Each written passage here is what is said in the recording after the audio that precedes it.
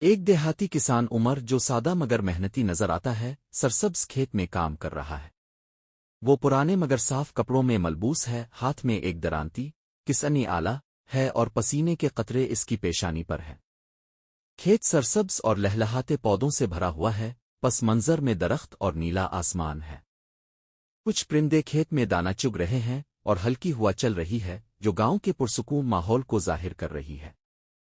ایک چھوٹا خوبصورت پرندہ مثلاً گوریا آفاختہ درخت کے نیچے بچھے جال میں بری طرح پھنسا ہوا ہے۔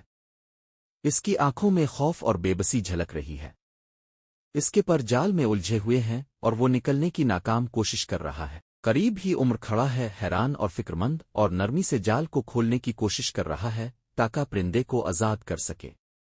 پس منظر میں ہلکی دھوپ پڑ رہی ہے اور درختوں کے پتے ہل رہے ہیں جو منظر کو حقیقی اور جاندار بنا رہے ہیں۔ ایک چھوٹا دیہات شدید بارشوں کے بعد پانی میں ڈوبا ہوا ہے۔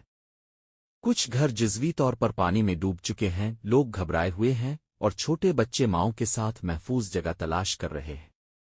پانی کی سطح اونچی ہے، کچھ درخت جھکے ہوئے ہیں اور بادل اب بھی آسمان میں گہرے دکھائی دے رہے ہیں۔ عمر اپنے خالی ہاتھوں سے پریشان کھڑا ہے، دعا مانگ رہا ہے کہ اللہ اس کی مدد کرے۔ اس کے چہرے پر فکر مندی واضح ہے مگر امید کی کرن اب بھی موجود ہے۔ وہی پرندہ جسے عمر نے آزاد کیا تھا اب واپس آ رہا ہے۔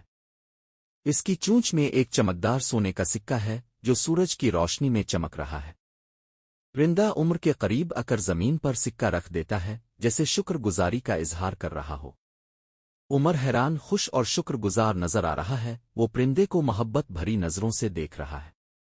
پس منظر میں وہی کھیت ہے مگر اب ماحول میں امید اور خوشحالی کا احساس ہے۔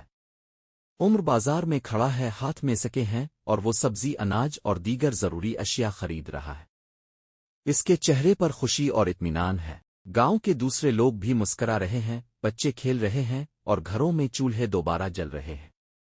پرندہ دور درخت پر بیٹھا ہوا منظر دیکھ رہا ہے جیسے وہ خوش ہے کہ اس نے کسی نیک دل شخص کی مدد کی۔